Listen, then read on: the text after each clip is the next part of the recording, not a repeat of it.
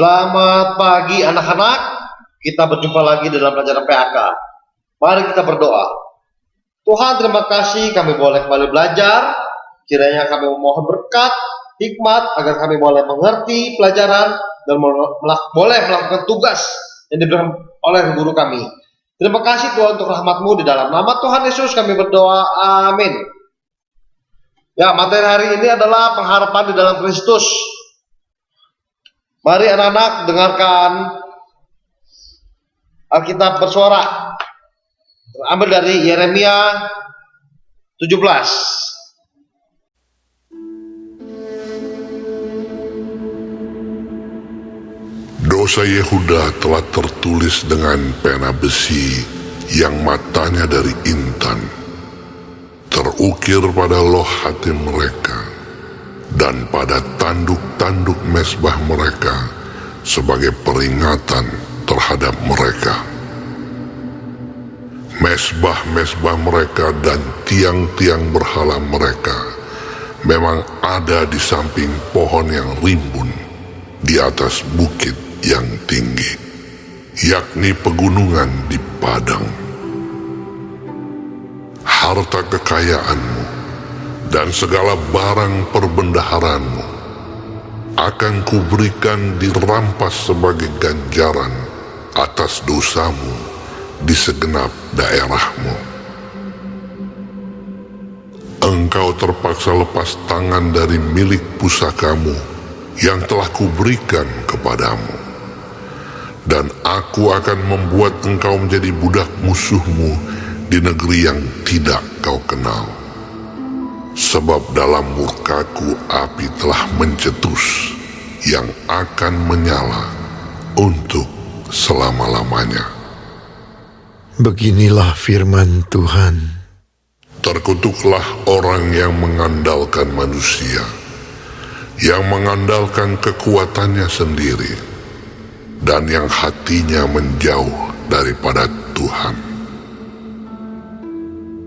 Ia akan seperti semak bulus di padang belantara.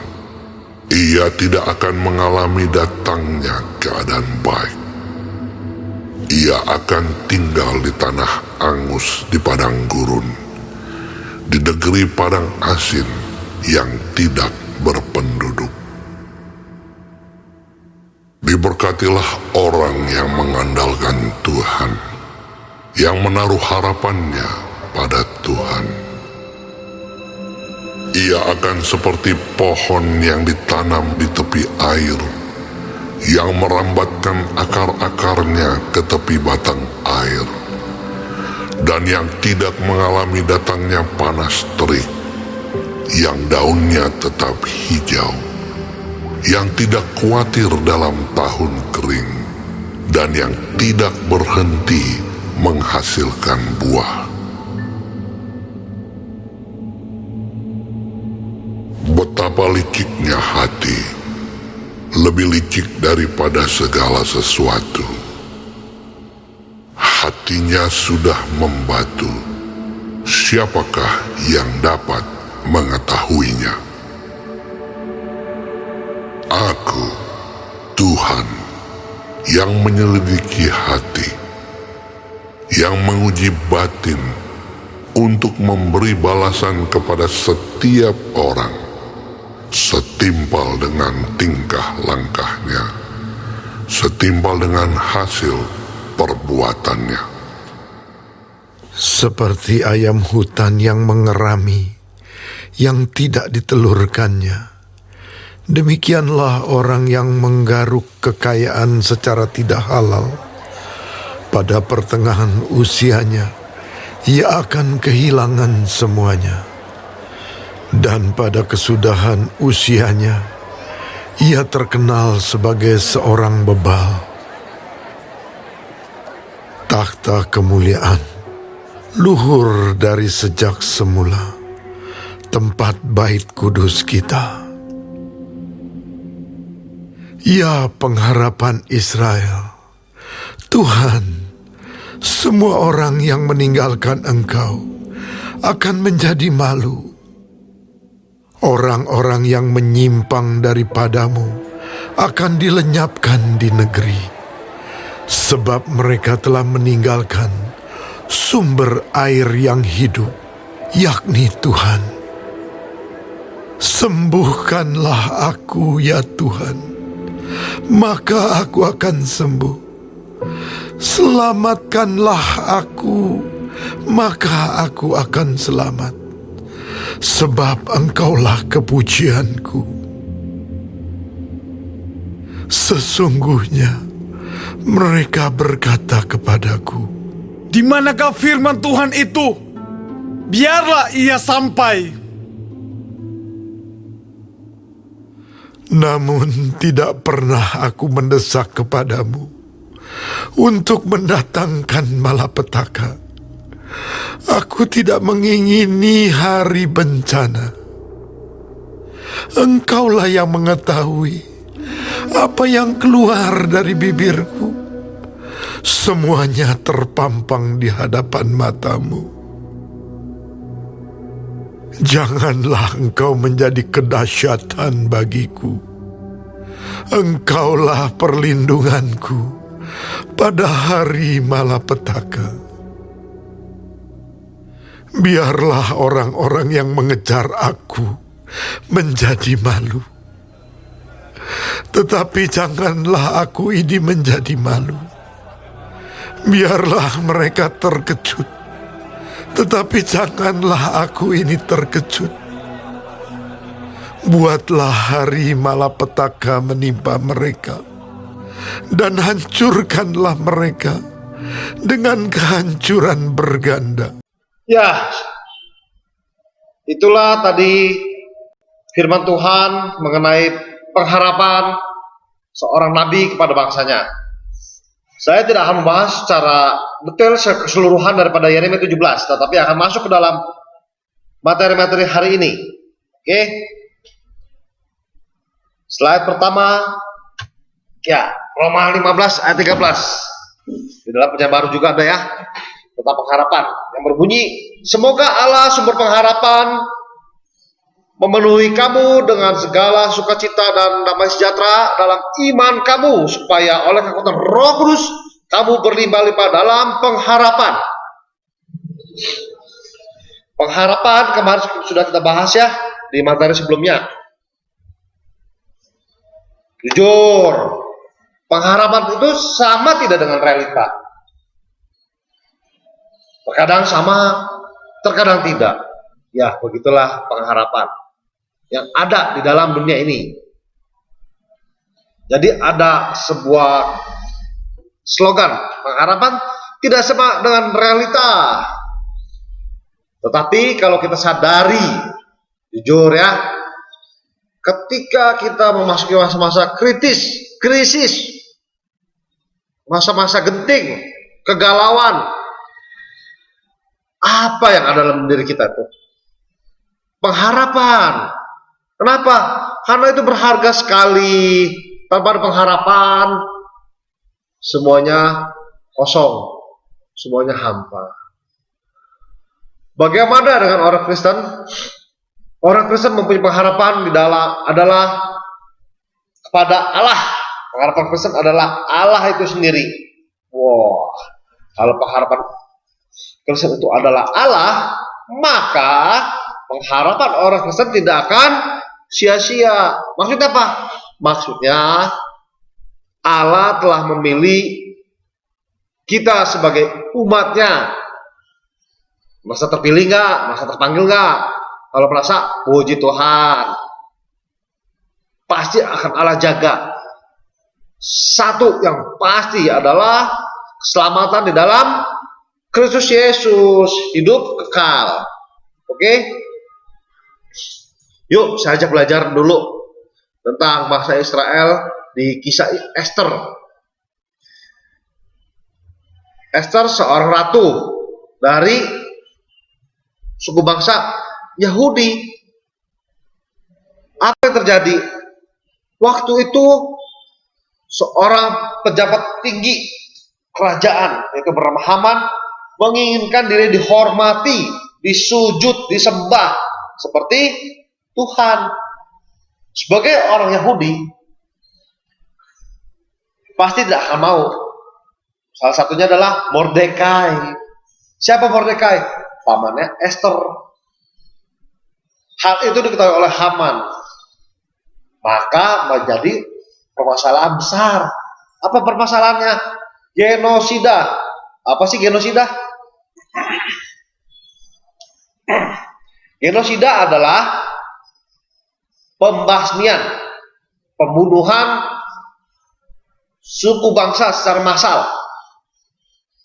Kalau yang ada di zaman now itu di era masa ini, yang kita tahu adalah pembantaian suku bangsa Yahudi juga ketika zaman Hitler. Ternyata hal itu sudah terjadi juga, hampir terjadi maksudnya.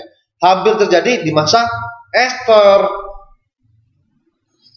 Tetapi syukur Mordekai mengetahui, Mordekai simpati, empati, dan merasa berbahaya. Maka dia mengambil sikap berkabung. Wah, sikap berkabung. Sikap berkabung seperti apa? Dia pakai baju yang jelek, menaburkan abu di atas kepalanya. Terus apa yang terjadi? Ternyata Esther tahu bahwa Mordekai sedang berkabung dari para pegawai Esther. Maka dari itu Esther mengutus Siddhartha menemui Mordekai. Mordekai berkata, harus ada jalan keluar. Kita harus berpengharapan. Kita kemana? Akhirnya apa? Esther mendengar apa kata Mordekai. Meskipun dia harus menghadap raja dengan resiko dibunuh. Mengapa dibunuh? Karena ada undang-undang raja tentang orang yang menghadap. Kalau raja tidak memanggil dan orang itu nekat menghadap, kemudian raja tidak berkenan, orang itu bisa dibunuh, dijatuhi hukuman mati. Maka dari itu Esther mengambil sikap, yuk mengajak orang-orang, semua orang Yahudi untuk puasa massal selama 3 hari 3 malam. Bukan puasa 3 hari aja, tapi puasa 3 hari 3 malam. Artinya memohon kepada Tuhan supaya ada jalan keluar dan supaya diberkati. Esther menemui raja dan raja berkenan. Akhirnya kita tahu kisahnya bahwa raja tidak menyetujui hal itu, malah menjatuhi Haman hukuman mati yang telah dia buat sendiri untuk Mordekai, tapi tertimpa kena diri sendiri, artinya senjata mantuan terkabul. Ya, oke, anak-anak. Jadi gimana Pak kalau pengharapan Kristen tuh seperti apa sih? Kan tadi ada pengharapan itu tidak sama dengan realita. Pengharapan Kristen adalah Allah. Bingung nih saya nih Pak. Nah ini kita jawab ya. Yo, kita jawab ya. Tapi sebelum jawab, saya akan kasih pertanyaan dulu untuk anak-anak. Tugas nih ya. Tugas ini bernilai latihan PR ya. Latihan PR. Latihan yang harap kalian kerjakan sesuai dengan instruksi di GC. Nomor 1, dalam kitab Yeremia 17, siapakah yang dikutuk atau diberkati oleh Tuhan? Dan apa janjinya kepada mereka? Saya ulangi ya. Nomor 1, dalam kitab Yeremia 17, siapakah yang dikutuk atau diberkati oleh Tuhan? Dan apa janjinya kepada mereka? Mari kita masuk ke slide selanjutnya. Dasar pengharapan Kristen adalah janji Allah. Janji Allah. Kita bahas dulu janji manusia ya. Kalau manusia berjanji, banyak ditepati atau tidak ditepati? Kalau bisa dibilang, banyak tidak ditepati. Makanya muncul PHP, pemberi harapan palsu. Janji-janji tinggal janji, manis di bibir, lain di hati. Beda dengan kenyataan. Waduh, bertolak belakang. Ya enggak? Itulah manusia. Ya, yang kita harus manusiawi kan, karena manusia itu manusiawi ya. Gimana dengan janji Allah? Janji Allah adalah salah satu contohnya ketika Allah memanggil Abraham untuk pergi ke negeri perjanjian. Bayangkan, Abraham itu bukan orang biasa, orang kaya loh. Karena apa? Karena sering bepergian, dia pasti tahu jalan. Tuhan juga tahu, ini Abraham tak bakal pergi nih. Makanya Allah memanggil Abraham untuk pergi ke negeri perjanjian. Ya kan? Terus apa yang dijanjikan oleh Allah? Aku akan memberikan sebuah negeri perjanjian kepadamu. Kau akan mendiami di situ. Keturunanmu akan sangat banyak dan akan diberkati. Kau juga akan mempunyai anak. Oh, mantap. Itu janji Allah. Semua dikabuli? Tidak. Dikabulkan oleh Allah. Karena Allah yang berjanji. Bukan manusia yang berjanji. Oke? Ya, beda. Allah berjanji. Pasti digenapi. Kita sebagai orang Kristen, makanya harus mendengar janji Allah. Tapi apakah semua janji Allah dalam Alkitab untuk kita? Ya, hati-hati. Jangan mentang-mentang buka Alkitab satu, oh ini janji Allah nih untuk kita. Belum tentu. Belum tentu semua janji Allah dalam Alkitab itu untuk kita. Ada satu masa untuk bangsa Israel. Ada satu masa untuk Nabi. Ada satu masa untuk siapa-siapa ya. Oke? Janji Allah adalah janji keselamatan di dalam Kristus Yesus. Janji Allah adalah penyertaannya kepada umatnya di sepanjang waktu hidup umat manusia. Ya enggak? Maka daripada itu, kita jangan mengandalkan diri kita. Kita harus mengandalkan Tuhan. Supaya apa? Supaya tidak kecewa, tidak sedih. Karena janji manusia tinggal janji. Kalau mengandalkan Allah pasti diberkati, pasti diberikan kebaikan, ya enggak?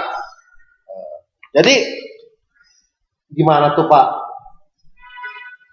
Tujuannya dari janji Allah. Tujuan dari janji Allah adalah agar umat Allah memelihara dan mempertahankan hubungan yang kudus dengan sang pemberi janji. Ya enggak? Maka Allah akan menggenapi janjinya. Tujuannya adalah menyatakan kebesaran Allah dan menjamin kehidupan umat Allah. Semua janji Allah dimateraikan dengan sumpah atas diri Allah itu sendiri. Bukan karena manusia, bukan karena Allah melihat manusia, tapi karena Allah yang mengingat janji itu. Maka dia akan menepatinya. Oke? Janji Allah tidak pernah tidak dipenuhi. Janji Allah pasti tergenapi. Oke? Sampai di sini anak-anak. Kita lanjut ya ke slide berikutnya.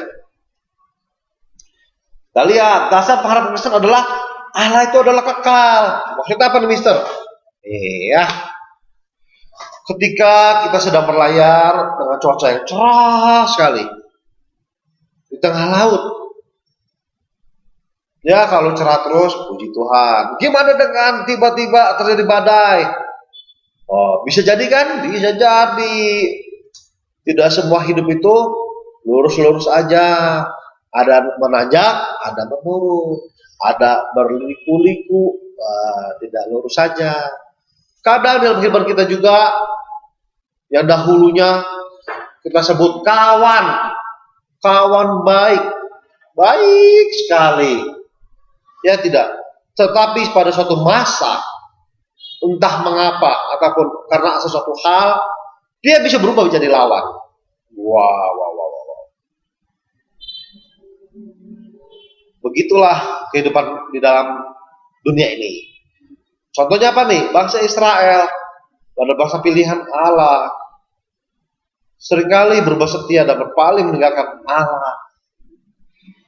Ya enggak? Allah sudah berjanji. Allah tidak berubah dengan janjinya. Itu membuktikan bahwa ada Allah adalah kekal. Enggak seperti manusia berubah-ubah, lagi semangat, wah dilakukan semua janjinya. Dilakukan berbuat dengan baik-baik. Tapi kalau lagi nggak mood, wah kacau semuanya. Ya, mudi, baper. Nah itu kita manusia. Ya enggak? Bagaimana Allah menggenapi janji kepada umatnya? Allah menginginkan umatnya beriman kepadanya, percaya kepadanya di dalam hati, di dalam pikiran, di dalam segala kekuatan, menaruh pengharapan kepadanya. Ya enggak? Dan yang pasti adalah menjaga kekudusan hidup. Tidak sembarang-sembarang berbuat yang aneh-aneh, tidak semau-maunya sendiri. Semua Allah sudah berikan aturannya. Untuk apa? Bukan untuk menyulitkan diri kita, tetapi agar kita bisa menikmati janji-janji Allah. Kalau kita tidak punya itu semua, iman, pengharapan, kekudusan, maka jangan mimpi bisa mendapatkan janji dari Allah. Oke anak-anak, paham ya? Bahwa Allah yang kekal itu artinya Allah yang tidak berubah-ubah. Allah yang pasti berjanji dan dia akan mengenapinya di masa dahulu, kini, dan esok. Ya enggak? Oke. Pertanyaan kedua, apakah tujuan dari janji Allah kepada umatnya? Tadi Mister sudah jawab ya. Kalau kalian menyimak video ini, kalian akan bisa menjawabnya. Diulangi ya pertanyaannya. Apakah tujuan dari janji Allah kepada umatnya? Oke. Yang ketiga, apakah semua dan setiap janji Allah dalam Alkitab itu untuk kita? Berikan alasanmu. Ya. Punya pendapat sendiri dong? Boleh, boleh. Makanya saya tulis berikan alasanmu. Diulangi ya soal nomor 3. Apakah semua dan setiap janji Allah dalam Alkitab itu untuk kita? Berikan alasanmu. Oke, kita kembali ke materi. Dasar pengharapan Kristen hanya di dalam Kristus Yesus. Manusia kan tidak bisa melihat Allah.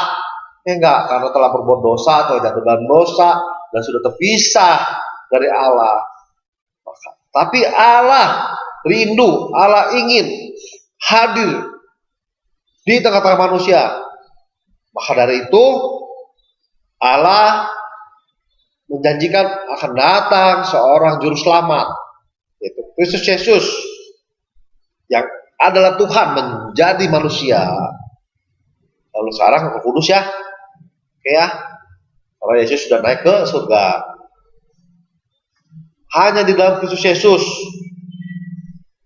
Nah ini Mister ada tulisannya. Ingin memiliki sesuatu pasti ada syaratnya. Pasti.